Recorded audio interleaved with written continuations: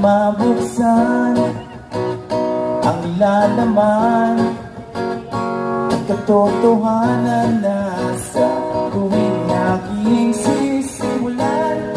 Ayaw mo akong pakinggan, kaya sinabi mo pwede lang huwag na nating pag-usapan.